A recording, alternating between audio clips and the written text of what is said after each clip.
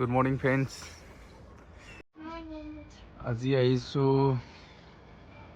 মনালীৰ ৰাতিপুৱাৰ পৰিৱেশটো আপোনালোকে চাওক, কি এটা সুন্দৰ পৰিৱেশ।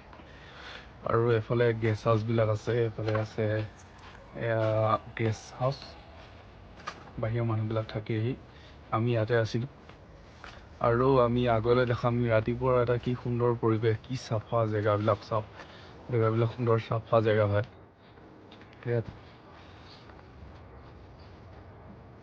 এইয়া আগত চাওক বৰফ পৰি আছে আৰু ভিউটো বঢ়িয়া লাগে। আপোনালোকে দেখা পাইছে ভিউটো চাওক, আপোনালোকে আহিলে ইয়াত থাকিব পাৰিব।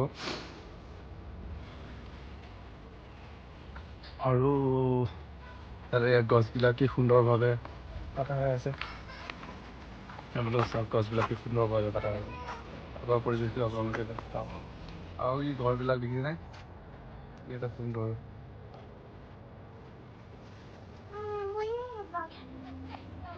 এতিয়া আমি যাবলৈ ওলাইছোঁ অটল টাৰ্মিনেল, য'ত আমাৰ ভাৰতৰ প্ৰথমটো দীঘল টাৰ্মিনেল। তাত চাৰিওফালে বৰফে আগুৰি থাকে। তাত আমি যাম, ইয়াৰ পৰা আমাৰ 22 কিলোমিটাৰ হয়, তালৈ যাম। এতিয়া এইখিনি জেগাত আপুনি ভিউটো চাওক, কি এটা সুন্দৰ ভিউ, বৰফেৰে আগুৰা হৈ আছে, গছবিলাকৰ পাত নাই, এটা সুন্দৰ পৰিৱেশ। ইয়াত লিখা আছে অফিচাৰ ৰেচিডেণ্টিয়েল এৰিয়া। আমি ইয়াত আছিলোঁ, আমাৰ গেষ্ট হাউচটো 3 নম্বৰ গেষ্ট হাউচটো আছিলে।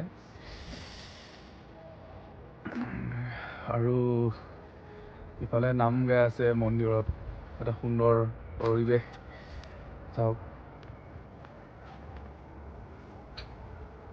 সম্পূৰ্ণ ভিডিঅ'টোৰ আমি অটল টাৰ্মিনেলটো কেনেকুৱা আৰু কি কথা, আমি সম্পূৰ্ণ ভিডিঅ'ত আমি গোটেইখিনি কথা পাম। গতিকে ভিডিঅ'বোৰ চাই থাকিব আৰু ভাল লাগিলে লাইক কৰি দিব। ধন্যবাদ।